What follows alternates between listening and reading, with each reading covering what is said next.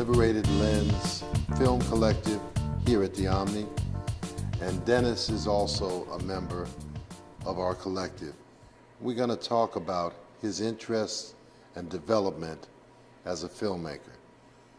Dennis, when did you get started in the process of developing film?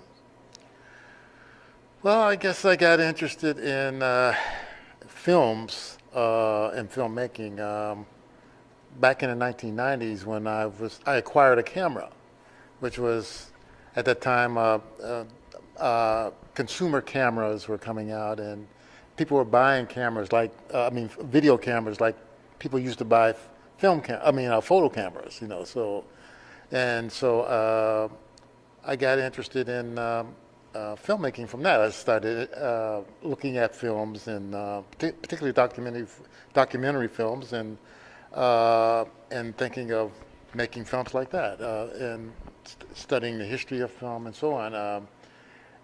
That's sort of like typical with me to whenever I get involved in something, whether that's the arts or sports or whatever, I want to understand the history of what it is that I'm involved in, and that's how I got interested in it. And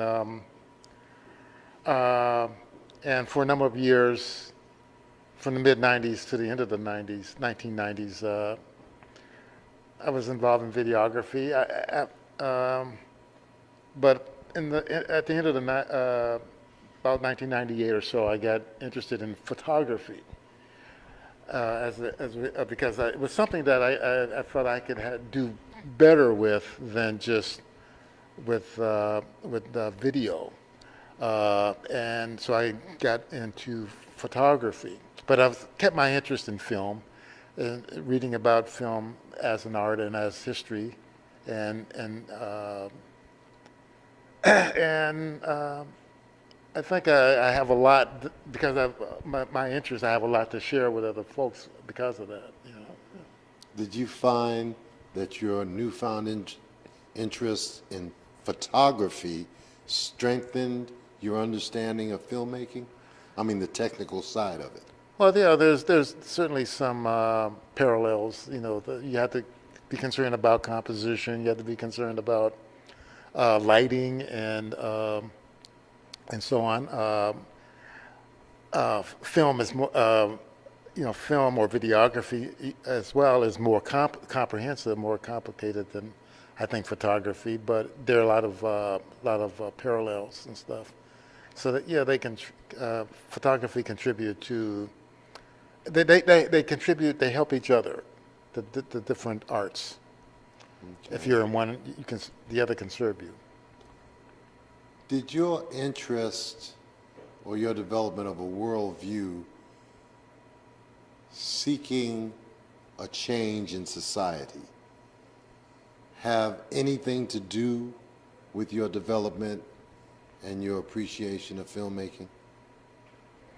I would have to say so, because I've been a political person all my adult life.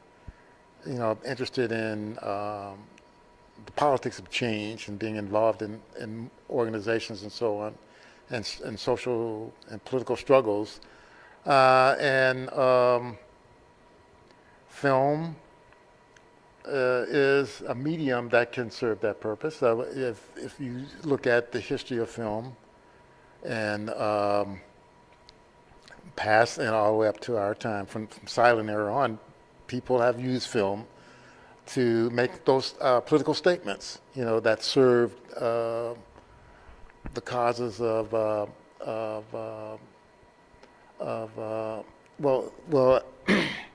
film, particularly, not only feature film, but documentary films in particular has been used to serve social purposes and to serve folks and organizations involved in struggle. So.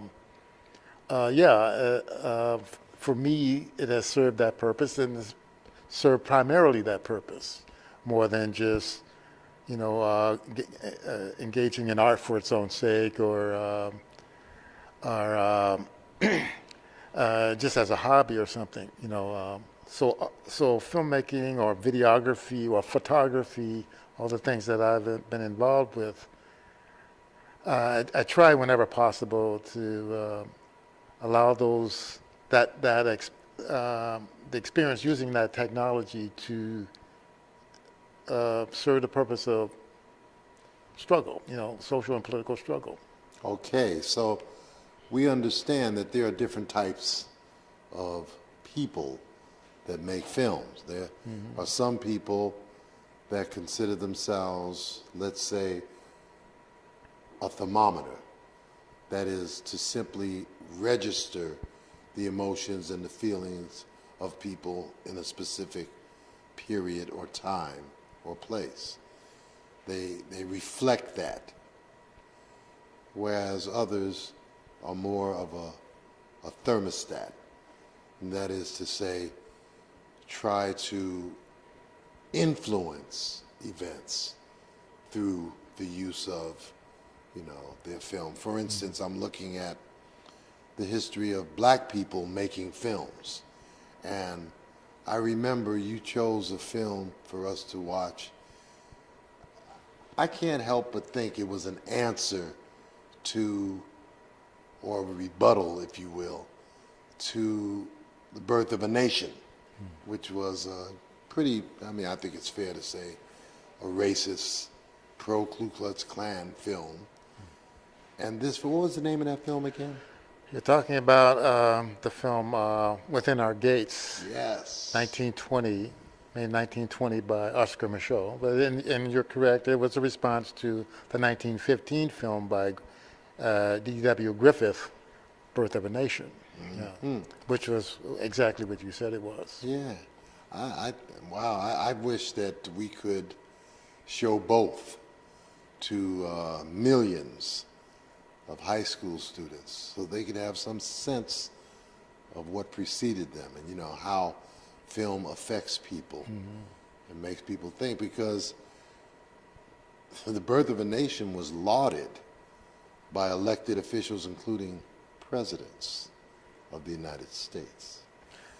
So you're right. It was shown to the president, President Wilson, Woodrow Wilson, in the White House after it was made, and it was celebrated. On the other hand, Oscar Micheaux's film, Within Our Gates, like you say, was in a sense of critique or rebuttal of the kind of worldview in Birth of a Nation, was actually attacked and criticized, for its portrayal.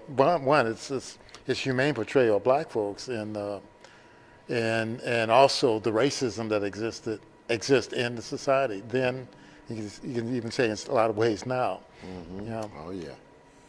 So you get your camera. What kind of work were you able to engage in when you got your camera? Did you film weddings, political events? What did you do? What did you do with this camera? Well, I actually used it to serve other people's purposes that I knew. I didn't use it for at that time political purposes as such. I did so with photography, but not with the video. I spent a lot of time trying to learn how to use it effectively if I could, and I used it for people I knew who I worked with or who lived in my community. Needed services sometimes. Sometimes just to protect themselves, like someone I knew was moving and was worried that the landlord might charge her for things that might have been wrong where she lived. But we used the camera to. When she moved out, used the camera to show that she actually had fixed up the place the way that she found it when she moved there, and that that there was nothing wrong. If there were problems, they were already like that. We documented the house so that if the landlord was going to say, well, she didn't clean up or something like that. We had evidence that the Yeah. place was fine. All right. And I also used video for the folks, people I worked with, for example, were in rock bands, and they wanted their bands to be videotaped. How did it come out? Fine. I mean, there's, yeah, it was, I got a dinner out of one of those jobs. But I did things like that, and I did things for people who wanted video work done. So very little. I think that because I don't know all the reasons. I can't remember all the reasons why, but I sort of moved into a different direction into photography because I wasn't at that time,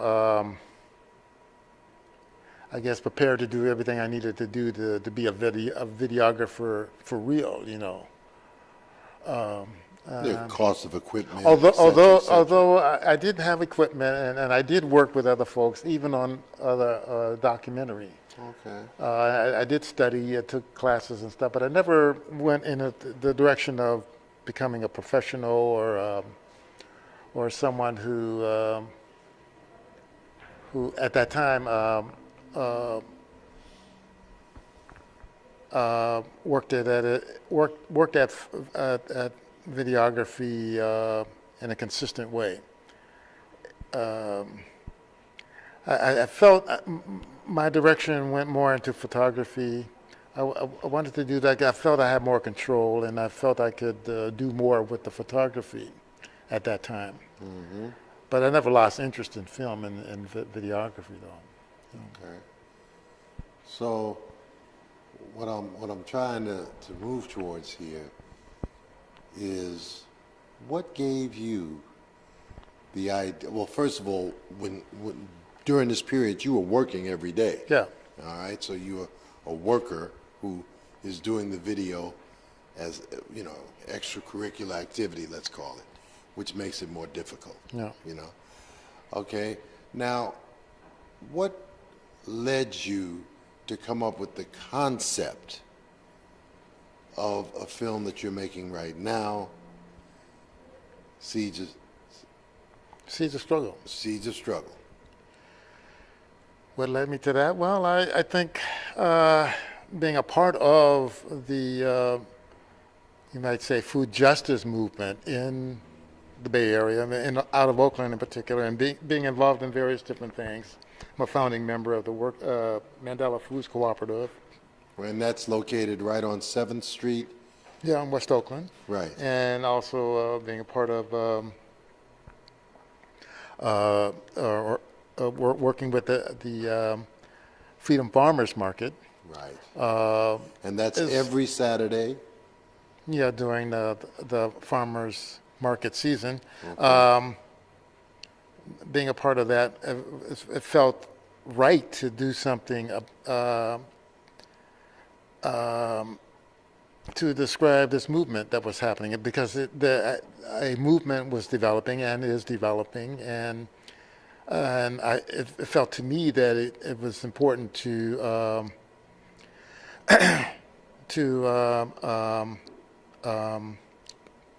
record that movement as it was happening, to make a statement about it, because we don't always at moments like that capture what was happening, how something begins and develops. It may be of very important historical significance down the line, but in any case, I thought it was important to record this movement that was developing. So. Okay. Because to be honest with you, I didn't even know there was a food justice movement in the black community until we started helping you and going to the events and meeting some of the characters that will be in the film.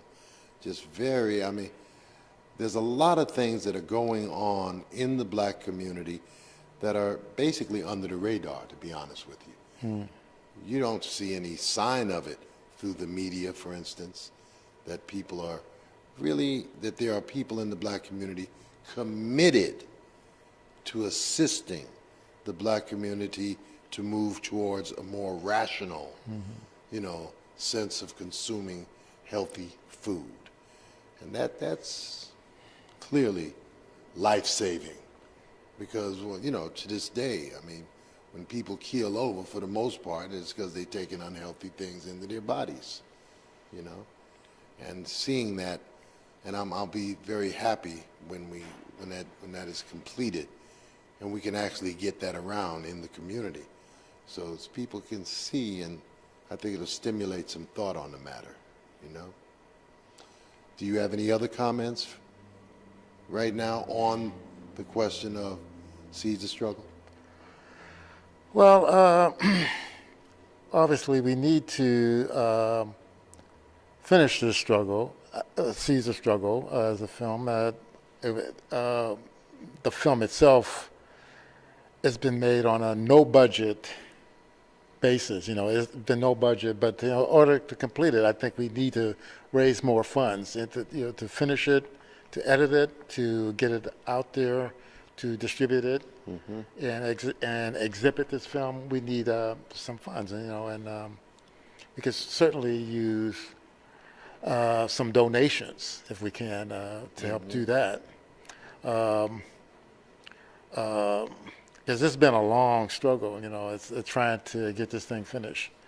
The sooner we can get it finished, sooner we can get it out there and have people talking about it, because just from some of the clips we've used from the film, from the footage, there's been really good reaction to it. And so surprise. it can make I think a really significant difference to a lot of people if we can get that film finished and out there. So if people want to make donations. Well, first of all, donations are fine. We need that. But you know something? Sometimes when you share your thoughts with the world and people begin to see where you're coming from, the donations come quicker. So very often, after you finish, like some of your earlier contributions, and people begin to have a sense of, what you have to offer, I don't know, it looked like to me that's when the donations start to come in. People don't like to donate to stuff that they don't know exactly, but you have a decent reputation, so let's see. All right. All right. That's it, man.